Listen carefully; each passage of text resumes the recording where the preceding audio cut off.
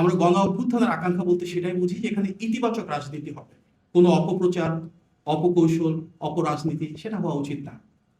কারণ বিএনপি রাজনীতি মানেই তো বাংলাদেশপন্থী রাজনীতি।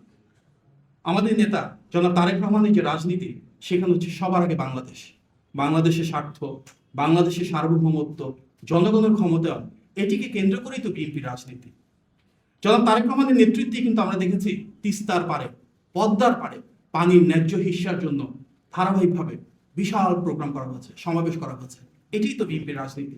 ফেলানি হত্যার পরে সবার আগে প্রতিবাদ করেছিল বিএনপি, রাজপথে নেমে এসেছিল বিএনপি দেশনেত্রী বেগম খালেদা জিয়ার নেতৃত্বে। নতজন পররাষ্ট্র নীতি থেকে বেরিয়ে এসে দেশের সার্বভৌমত্ব প্রতিষ্ঠা করা, আধিপত্যবাদের বিরুদ্ধে রুখে দাঁড়ানো, এটাই তো শহীদ প্রেসিডেন্ট জিয়া রহমানের রাজনীতি। আজকে আমরা কৃষক কার্ড আমাদের নেতা জনাব তারেক রহমানের মাধ্যমে ওনার নেতৃত্বে উপস্থাপিত হয়েছে। ইনশাল্লাহ অবশ্যই বিএনপি রাষ্ট্র পরিচালনা আসলে সেটি কার্যকর করা হবে। শুধু বাংলাদেশ না, সারা বিশ্বে নারীর ক্ষমতায়নের জন্য সবচাইতে বড়, সবচাইতে সমাদৃত যিনি রাষ্ট্রনায়ক, তিনি কিন্তু দেশনেত্রী বেগম খালেদা জিয়া। সুতরাং নারীর ক্ষমতায়নের জন্য আবারও ফ্যামিলি কার্ড আমাদের নেতা জনাব তারেক রহমান পরিকল্পনা করেছেন। বিএনপি রাষ্ট্র পরিচালনা আসলে অবশ্যই সেটি কার্যকর করা হবে। নারীদের জন্য পৃথক মন্ত্রণালয়, সেটি তো বিএনপির সৃষ্টি। সুতরাং বিএনপির যে লিগেসি রয়েছে সেটিকে ধারণ করে বর্তমানে আমাদের নেতার যে প্ল্যান্সগুলো রয়েছে, যে ভিশনগুলো রয়েছে, সেগুলো ইনশাল্লাহ গণতান্ত্রিক বাংলাদেশে নির্বাচিত সরকার অবশ্যই কার্যকর করবে।